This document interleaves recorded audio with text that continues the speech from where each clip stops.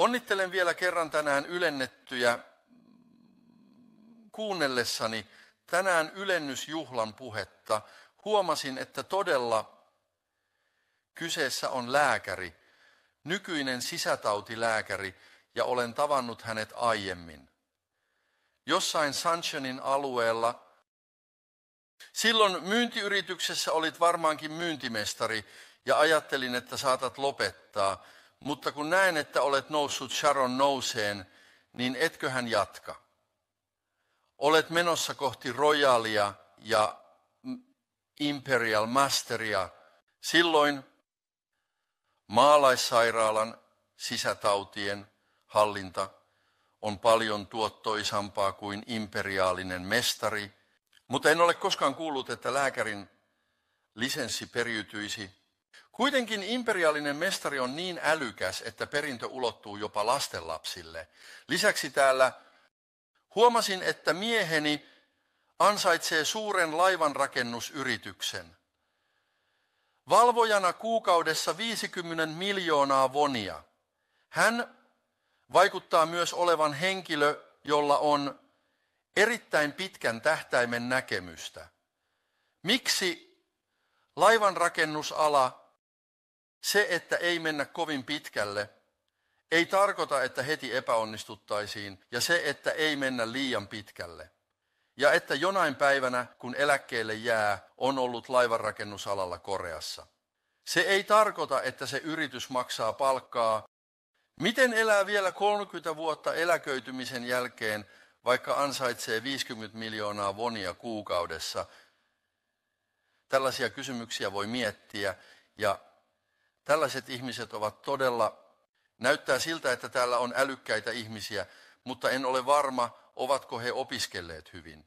Siksi olisi hyvä, jos täällä olevat ihmiset miettisivät omaa elämänsä tulevaisuutta laajemmin. Silloin meillä on tapa ennustaa tulevaisuutemme mahdollisimman tarkasti. Tämä tapa on se, että suunnittelemme tulevaisuuden mieleiseksemme,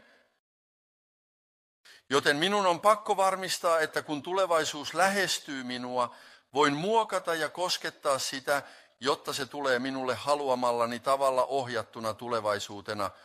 Nykyisyyden muuttaminen on erittäin vaikeaa.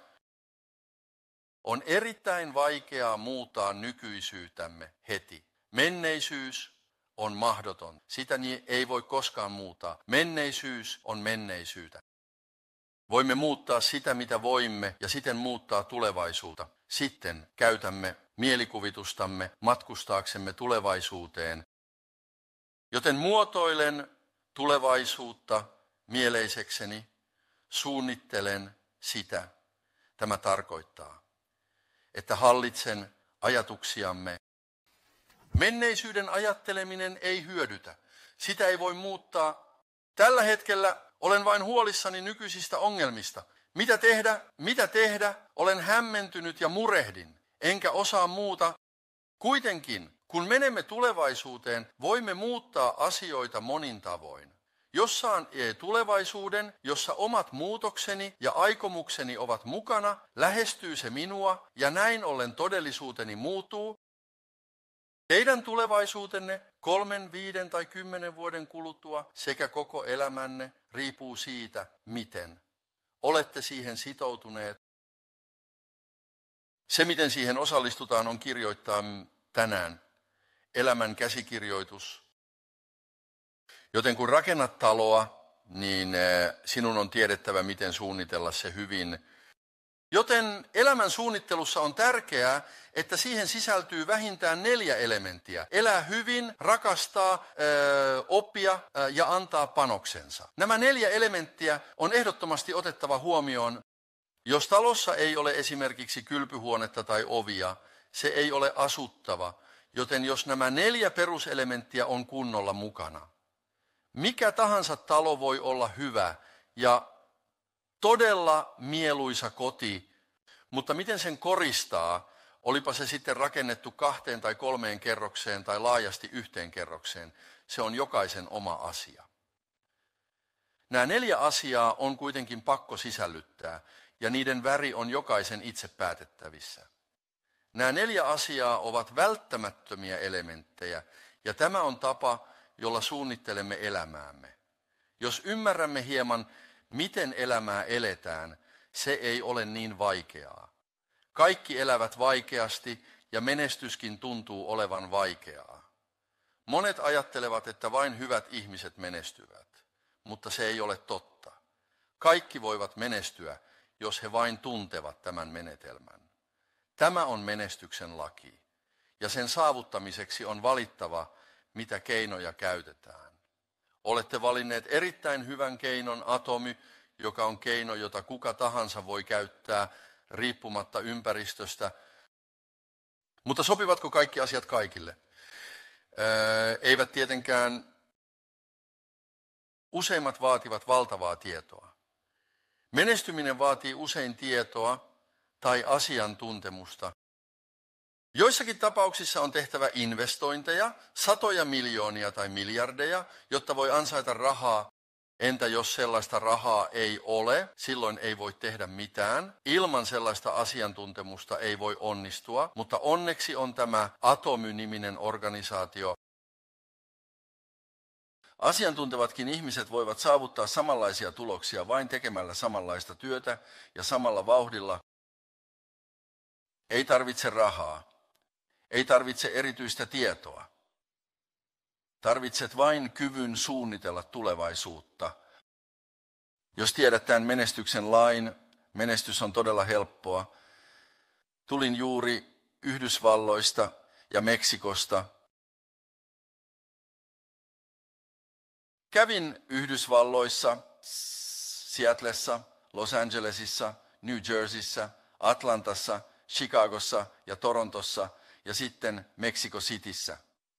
Vietin noin 25 päivää matkassa ja onneksi huomasin, että Yhdysvalloissa ja Kanadassa on nyt rauhallista ilman huonoja uutisia ja tunsin, että nuotio palaa, joten jo Yhdysvalloissa lännessä on tullut esiin Royal Master ja idässä on nyt myös uusi Royal Master myös Yhdysvaltojen maaperällä. Eli kun Royal Master ilmestyy, niin Yhdysvalloissakin on ihmisiä, jotka ansaitsevat rahaa samaan aikaan ja se aktivoituu todella voimakkaasti. Ja nyt kun Meksiko avautuu, niin missä on vilskettä? Se on Yhdysvalloissa.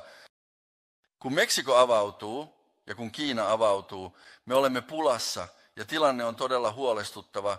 Ja kun Intia avautuu Yhdysvalloissa, kaikki ovat ehdottomasti menossa kohti Royal Masteria ja imperiaalia ja tunnelma on todella innostunut.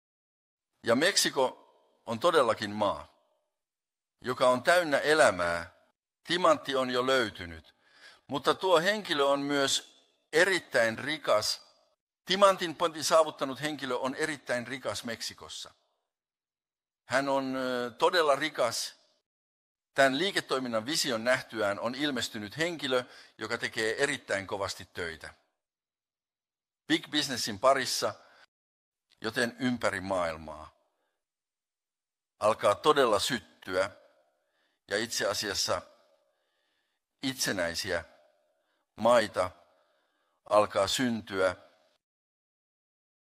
Aion todennäköisesti nyt matkustaa Kiinaan joulukuussa. Nyt meillä on noin 1 miljardi jeniä, joten olemme investoineet noin 185 miljoonaa wonia ja rakennamme parhaillaan tehdasta ja valmistelemme toimistoa. Olemme todella innostuneita Intiasta ja Venäjästä. Ja nyt ajattelen, että meidän pitäisi ehkä mennä Australiaan pian, joten Sharon Noss on jo tullut Australiasta. Vaikka maata ei ole edes avattu, on silti olemassa johtajia, jotka vain kulkevat satamassa edestakaisin. Sharon, nouse ylös ja katso tämä kerran.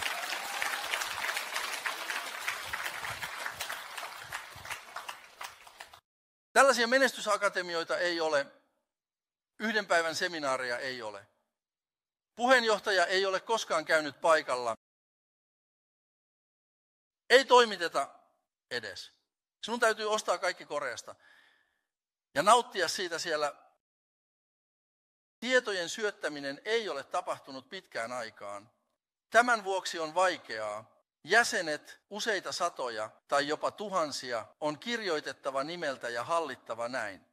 Miten täällä Koreassa olevat ihmiset hoitavat tämän? Kaikki syötetään. Kaikki tilattaessa toimitetaan heti. Järjestetään seminaari. Älä mieti olosuhteita, menet Charlottesiin, vaikka Australiassa ei ole tarjontaa.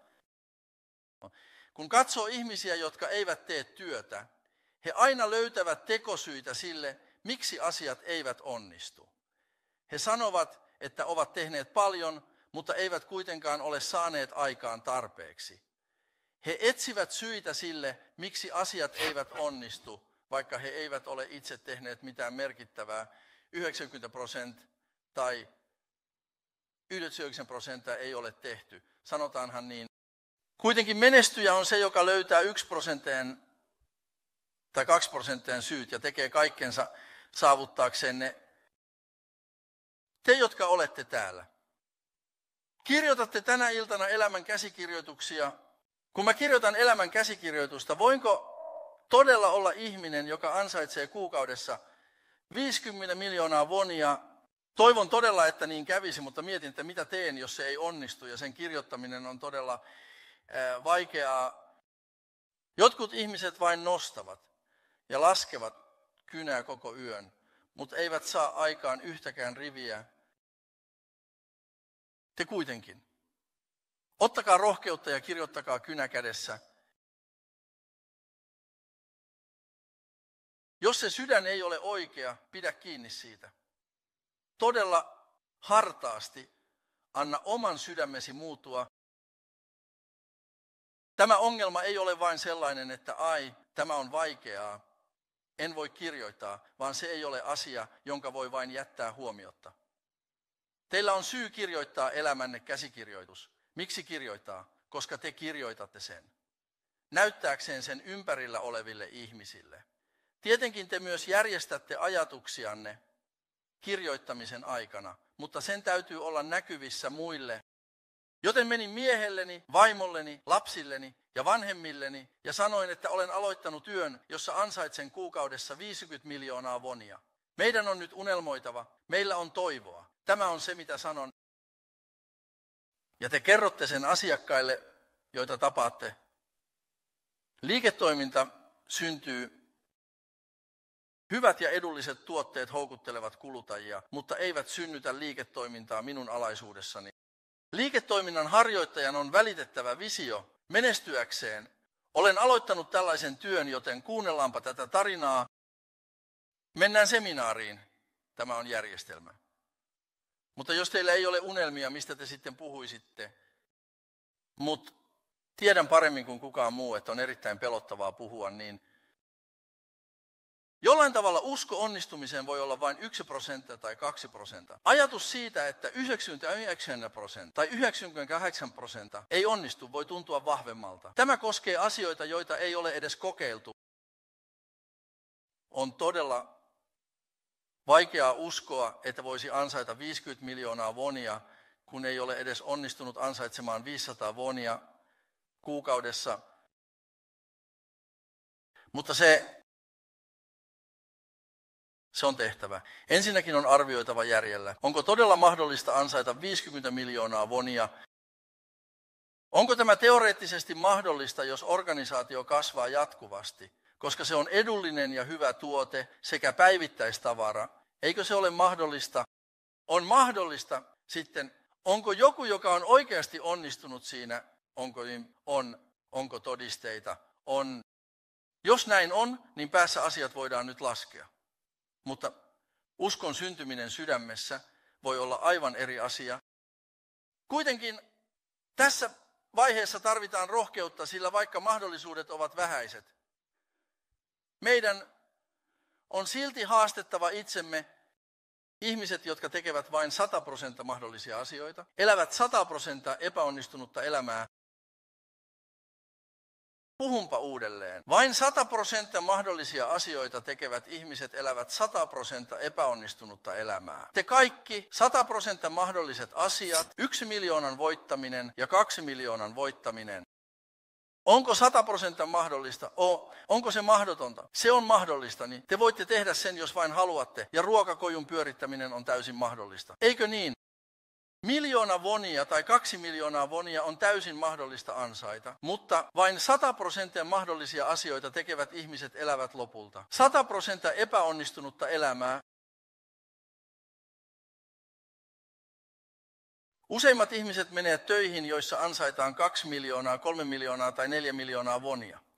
Useimmat ihmiset tekevät niin, vaikka nuorille ei olisi työpaikkoja, 70% yliopistosta valmistuneista löytää kuitenkin työpaikan jostain 200 000 wonista, 300 000 wonista tai jopa 150 000 wonista. Kaikki menee. Joten suurin osa niistä, jotka tekevät menestyksekkäitä asioita, elää epäonnistunutta elämää. Valmistautuvatko palkansaajat eläkkeeseen? Eivät. Ehdottomasti eivät. Siksi meidän on uskallettava haastaa itsemme erityisesti niissä asioissa, joiden mahdollisuudet ovat erittäin alhaiset.